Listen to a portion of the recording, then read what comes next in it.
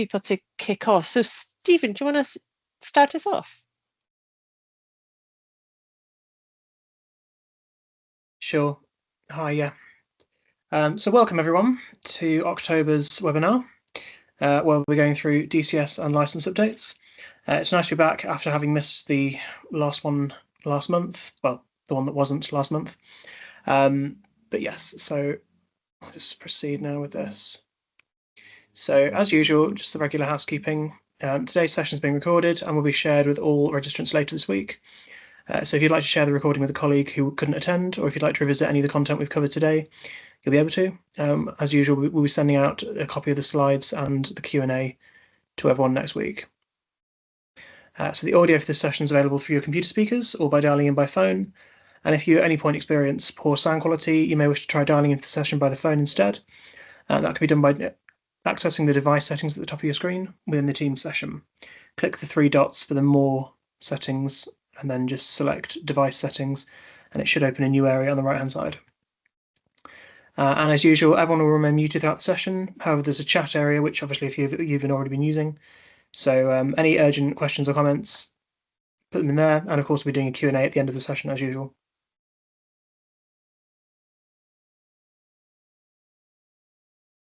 So presenting today are myself, Stephen Leach, Customer Support Advisor at the CLA, Imogen, who has just been talking, of course, our Senior Product Manager, and Margaret, who is our Education Customer Support Coordinator, who's I think has just joined.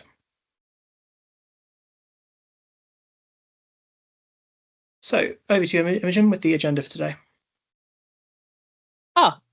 Okay, could you click forward, please? Yeah, of course.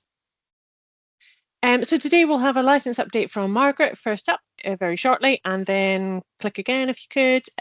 I'll take you through some DCS updates, and then again, finally Q&A. But if you do want to ask a question, feel free to use.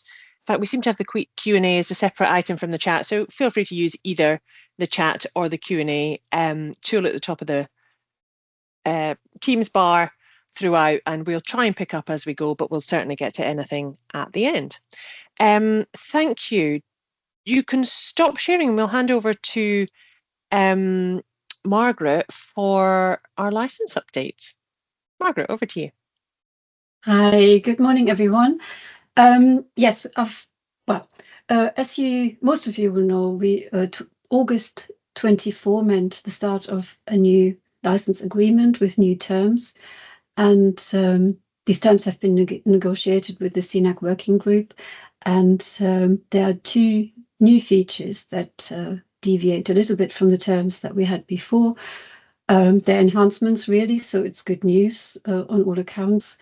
The first one is a change to the copying extent limits for journals, and the second one is a change to collaborative research projects between universities.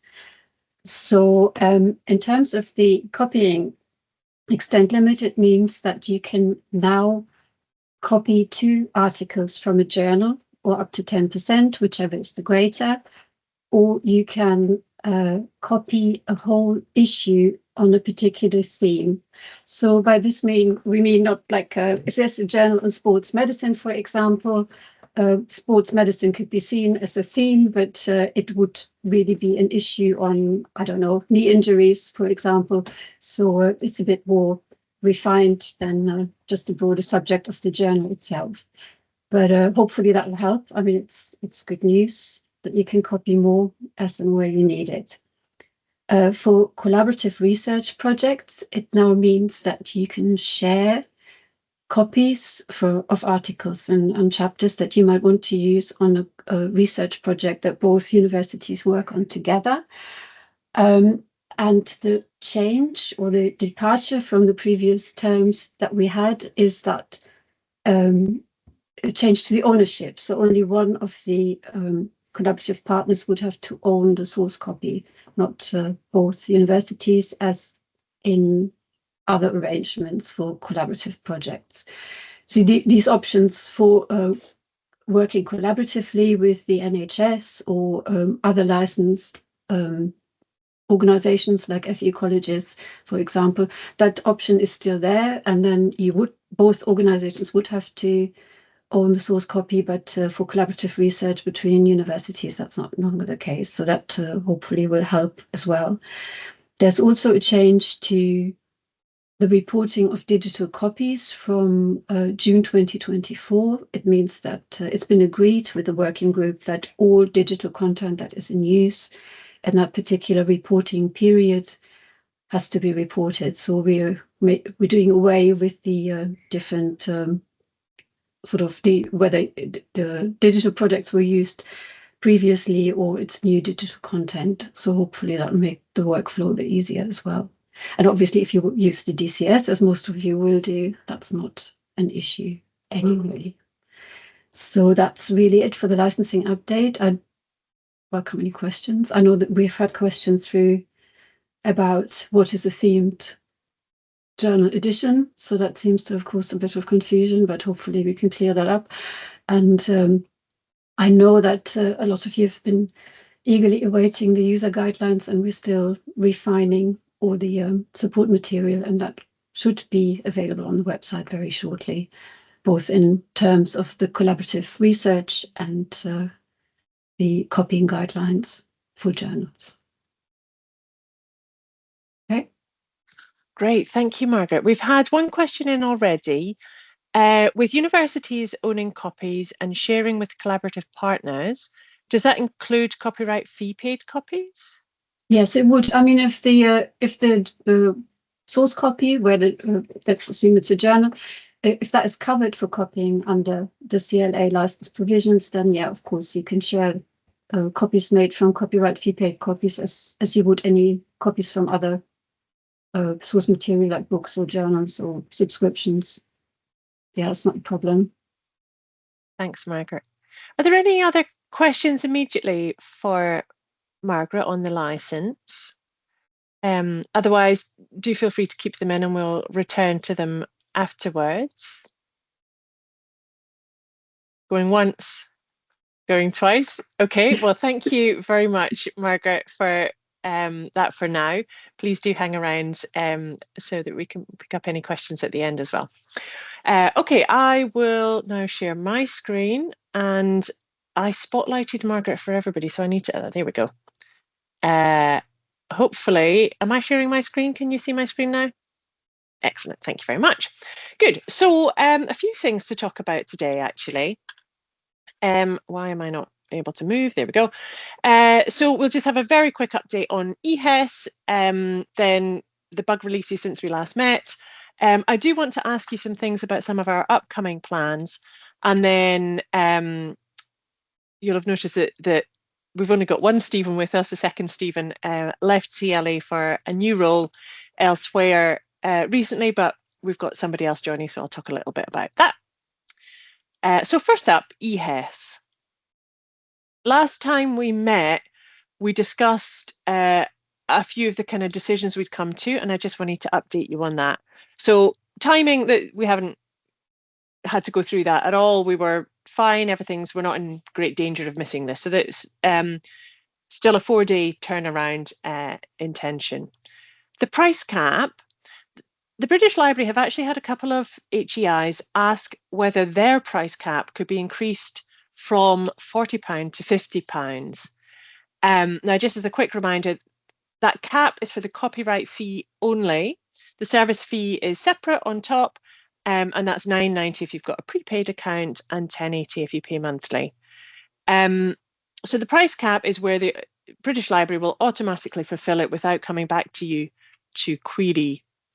If the general cap had been 50 and not 40, then actually the British Library would only have had 2 items at all where they would have had to come back to you to confirm acceptance.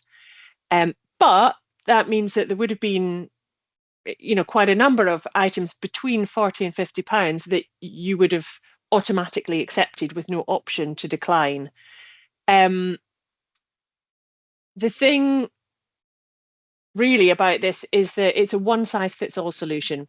The British Library and we just don't have capacity to maintain individual records for HEIs because we're basically doing the EHES semi-manually. So we have to agree as a community, and I want to ask you now, How do you feel? Is there an interest in increasing it to 50, or do you think that the £40 status quo is about the right level? I would be quite grateful if you could just put either A or B in the chat now, and we can get a bit of a sense, and that will tell us whether we need to question further. Oh, interesting. Okay. So there is a mix. The change to 50, we're faster off the mark, but there's enough people saying keep it that I think we end up with the safer option, which is to keep it. Yeah. Okay. I think then we will keep it at 40, and I know that means that there's a little bit of a delay while we come back to you for those cases, but it does mean that people who are comfortable with a lower cap aren't forced to accept things that they don't want to, which is obviously the worst way around. So thank you very much for answering that, but I think that confirms that we'll stick with 40, because there's a lot of people who would find 50 too high. Okay, thank you. The other topic then last time was scan resolution. So last time I was asking you about the scans that are coming through. I'll give you a quick update on the answers, but just the headline, again, no change. But so this is what we asked you last time, was do the files meet your needs in terms of size, and then in terms of quality, are they better or worse than before? So the responses, do they meet your needs? Yeah, 90% of people said it's fine, I don't have a problem. Some of you said too small, and under 1% said too big, so it hasn't even registered. And then how do they compare to the pre-cyber attack? Again, the vast majority seem fine. I hadn't really noticed a difference particularly. There were quite a few who said worse, but then some people also said better. So again, it's not enough to make a change. And then in the kind of other comments, I've pulled out some of the interesting comments. So the cropping is a little bit irregular.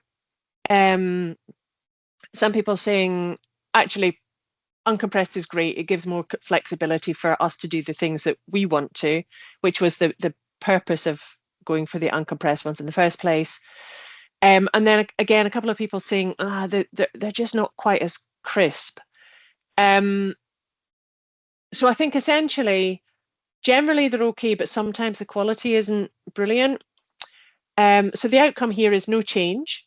We'll stick with what we're doing, the uncompressed files, but there are occasional glitches. So please do alert us if you get a scan that's not quality. We'll, I mean, actually, your first call is to report a problem in the system and go back to the British Library. But if you're still not satisfied, do let us know.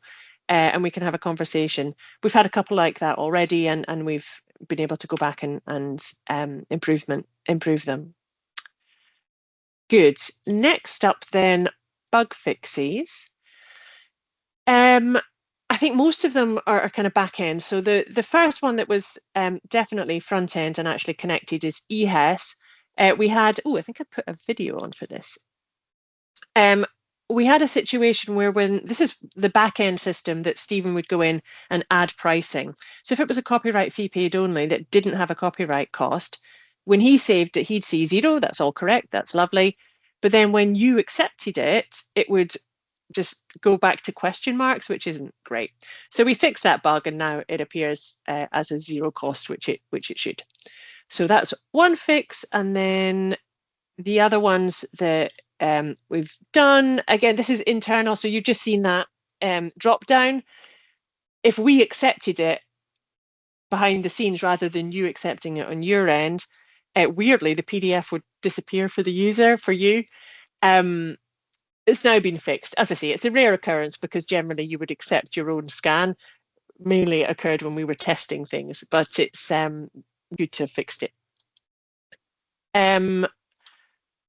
The next one was, just the status reporting. There was some glitches with the report and the way it was pulling data. Particularly if it was a failed status, it wasn't giving us a timestamp. So that's now fixed, and there's a timestamp for all of the statuses and when they occurred. Finally, and these were actually the ones that were overnight, so just released today. If you have ALMA as an LMS, there was a few people reported to us that it was returning a not found or not owned ownership status, even when you did own it. And generally that was when something perhaps was out on loan, or there was a kind of, it wasn't an obvious, yes, we have it. It was perhaps, yeah, out on loan or something like that. Anyway, it's now been fixed and it will return that as owned. It turned out, if you remember last time we met, there was a very similar thing occurred with a different LMS, OCLC, World Share. It seems that when they fixed that one, they tweaked something for all of the LMSs and it glitched there. So that's now been fixed overnight. So that should hopefully be working now for you. If not, let us know. And then finally, there was just a very small security fix, again, behind the scene in our CLA admin view that's been fixed. So next then, upcoming plans.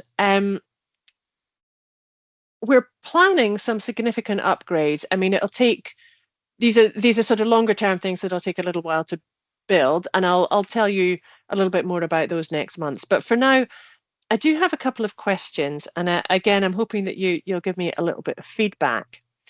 The first area is in EPUBs. So currently, we're only able to ingest and display PDFs. Sorry, this is specifically around the Born Digital titles. Oh, sorry, I should have said one final update. We are in the process of ingesting the next Born Digital load. We've had some sort of technical glitches, so we're just trying to iron those out before we push them to the live site, but hopefully you'll have another 10,000 or so titles coming soon. Again, PDF, because currently we're not able to ingest EPUB. We have actually talked about this probably with you a few times, because we do want to, and we've been planning for a long time to add EPUB, both for ingestion and delivery. It comes with some difficulties, and we're looking again now. Initially at kind of ingesting Born Digital titles from EPUB so that you can extract them. One of the main challenges is, I'm sure you know, EPUBs don't have page numbers. They're not fixed format. They're kind of like HTML. They just flow, so they don't have a fixed page range. That means that we have to rethink how we request, how we create, how we distribute on an extract. So in the DCS now, we insist that you give us a page range eventually. We require a page range. But I know that this doesn't always come from the academic, and actually you're often having to go in and kind of find that. So I thought when we think about this, it's best to just go back to the very start. So questions for you. Oh, I've put that in the wrong order. How do academics actually request content now? Do they ask you for a page range? Do they ask you for just a chapter number? Do they give you the chapter name, something else? And how do they want to request content? You know, maybe actually you've just trained them really well. What would they want to provide? I mean, maybe they just want to give you, I want the bit of text where it goes from that to that, maybe. And finally, how does if you use a reading list system, Leganto, Talus, Keylinks, how does that accept this information? Does it have a field for page range? Does it have a field for chapter? Does that come through to you, or is it just in the notes field? How do you get it from your reading list? I would love it if you could, if you could give me an answer in one of these forms again. Sorry, Stephen, can I ask you if, actually I've probably got it down here. Yes, good. I can't seem to extract the link. There we go, I've got it. I should just put, nope, that's given me a whole page. Stephen, can I ask you if you would be able to copy and paste the link into the chat for me, please? So you can either use the QR code here or the link will be coming up soon. If I could ask you to respond to these EPUB questions, well, as soon as you can, but in the next few days, that would be extremely helpful and really help to guide our thinking when we're planning how to do this.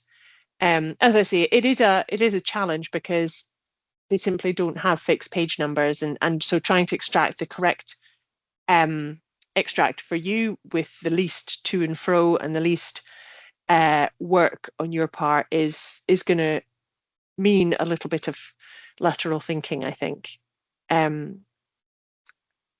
So hopefully that link is coming into the chat very shortly, and then you'll be able to poll. There's one other question, thank you very much. There's one other question in the poll, and it relates to rollover. So we're looking at the rollover process. Probably nothing will change, but could it? Obviously, rollover is really important for us because that's when we get the data on what you've used, and we use that for the distributions. But if we were able to take that data from the DCS in a different way that didn't involve so much input from you, basically, would you still want to roll over? So really what I'm asking is, what are the things about rollover that are beneficial for you? What are the challenges it brings? And if we didn't roll over as such, what impact would that have for you? So again, I've put that question in the same poll. If there's nothing, if you don't care either way, that's fine. If you have a strong feeling either way, please let me know.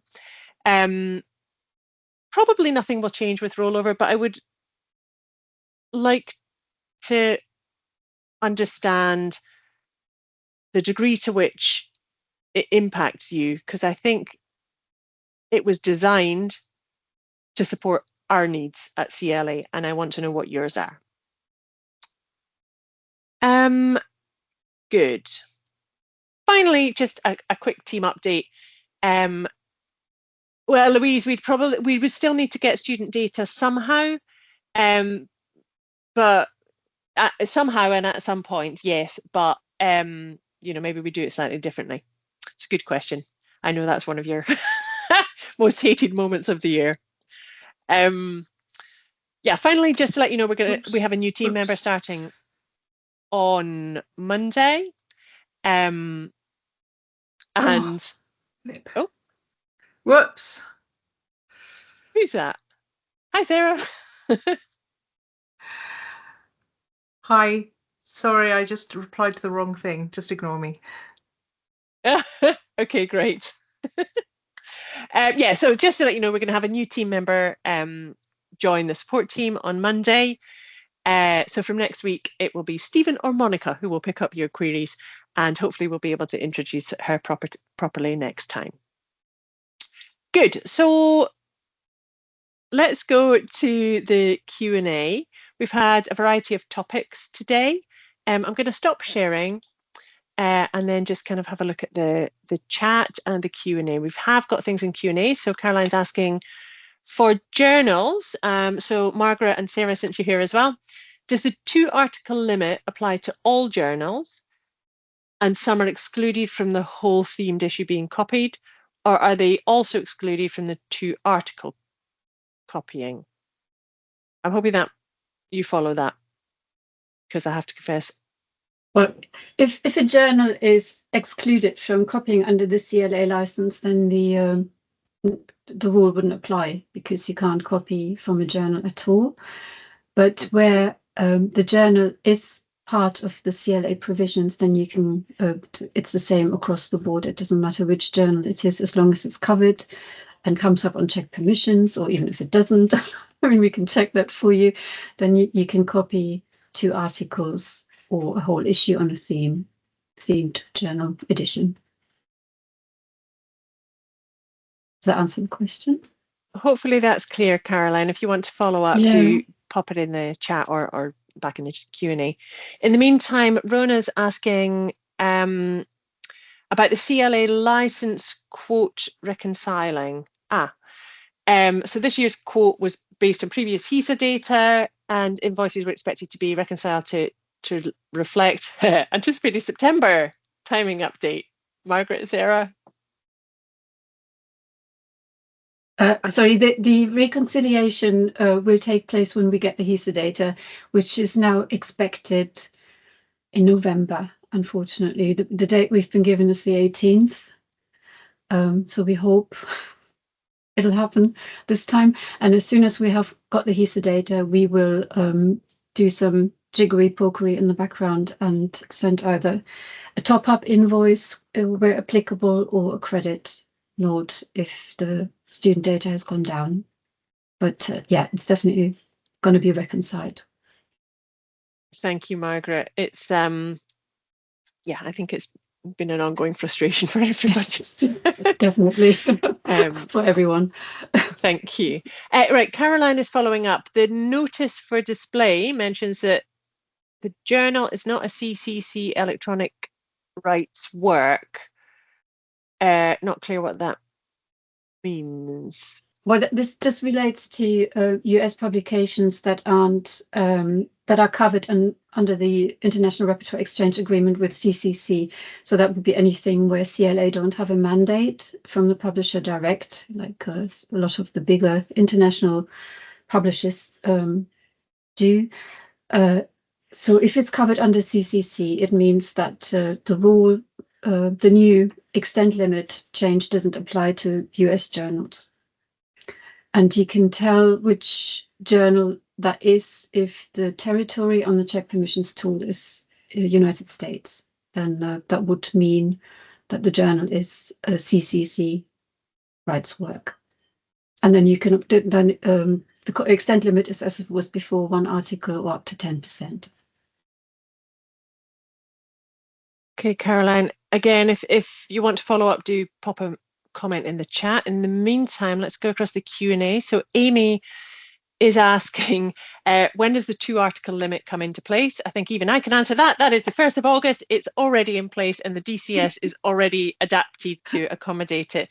So you'll find that the DCS will enable 2 articles before it starts asking you to override and intervene. Question from Miglena. Can you elaborate on copying from different editions? Struggling to find it in the guidance. Sarah, could you take that one? I'm not quite Yes. sure. Thanks. Hello. Yes, I'll take that one. I believe this is in the new user guidelines. I know which are up on the website. As of yesterday, there were a few corrections that still needed to be made, but I believe that the wording around editions is complete. We did talk about this with CNEC and agreed to put in some more information. So let me just bring up the user guidelines and check which page they are on. We get asked about quite a lot. Right, okay, so it is 15 of the guidelines. Thank you. Is this the link? Yes, that's right. That's right. The page number may change when the updates have been made, but at the moment it's on page 15. And please ignore the title, the subtitle that says Overseas Publications CTD. We're not quite sure where that came on from. So editions, we have expanded on what was there formerly. So I think before there were just one paragraph that said you can copy from any edition, but just remember that the license doesn't permit you to copy more than 10% or one chapter, two articles it should be, across different editions. And then underneath that we've now said that said you might come across some scenarios where CLA will permit such use. Some examples are listed below, but we're happy to help with any specific inquiries. So the main ones which we've highlighted are where whole chapters or sections or content have been omitted from a new edition or replaced by new content, where there's entirely new content in a series of publications with the same title. And I'm afraid Freud's complete psychological works has come up a few times. So this is where a part or a volume actually have got distinct ISBNs, even though they share a title. So you can treat each. I mean, it's kind of trying to be rational about it, but if you're not sure, please do check with us. So you can copy 10% or one chapter from each. And then we had things like case studies, so certain titles, especially business texts, have got case studies which are replaced. They're often replaced with each new edition. So in cases like that, you can copy up to 10% or one chapter from both an earlier edition of the title and its accompanying book of case studies. But you could also copy another 10% from. So it does get a bit complicated, from the new accompanying book of case studies that's published together with the newer edition. I hope that's clear. If anybody isn't clear about that, we might be able to tweak those guidelines, but I think when you read it, rather than listen to my garbled explanation, it should be clearer. And then again, some multi-volume reference publications that share an ISBN, and again, here you can generally copy up to 10% or one chapter per volume, even though they share an ISBN. So try to exercise judgment, but if you're not sure, just get in touch. I think that's it. Thank you. I think we've covered all of the questions that are currently in the Q&A in the chat. If you have asked something and we haven't found it, please raise your hand or repost it, because we've obviously missed it. And if there's anything else you would like to ask, we have Sarah and Margaret here. Obviously, it can also be something for me. Then feel free to post it. In the meantime, I'm going to repost the link to my little survey about EPUB. Please do let me know your thoughts on that. It's only by hearing what you think that we're able to improve the service. So please have your say. Otherwise, thank you very, very much for joining us this morning. Still time to post a question in the chat. If you, oh, here we go. Is there anywhere specific we can make bug reports? Oh, yes, send a message to the help desk. So that's the usual address, which I'm very much hoping Stephen will be good enough to put in the chat, because I can never remember it. And we'll pick it up in the help desk and take it from there. Thank you. Good. Okay, we're going once, going twice. Oh, yep. If the two editions have different page number totals, can you have 10% across two editions using the larger editions? Using the larger editions number of pages, I see. Ooh. So to 10 across. I would have thought yes. Yes. But it's your answer we need. So just to make sure I'm really clear about the question. So is this, the two editions have different page number totals? Can you have 10% across two editions? So is this in respect of, sorry, just so I understand the question, where one edition is significantly different, and so you're copying 10% across each, because in that case it doesn't matter which has got the larger, you can still use 10%. No, okay, so it's just a general one. Yeah, whichever one you're using, that's what you should count. 10%, yeah. Great. Any other questions, do pop them in. You're going to have to type fairly fast though, because I think we're drawing to a close. Thank you very much, Stephen. So Bethan and anybody else, if you come across a bug, please let us know. And that's the support desk there. Otherwise, thank you very, very much. We will resume our monthly cadence and see you in late November. Thank you for joining us. If anything else crops up in the meantime, please use that email address and we'll get back to you when we can. Thanks, everyone. Have a happy Halloween. Take care. Thank you. Bye.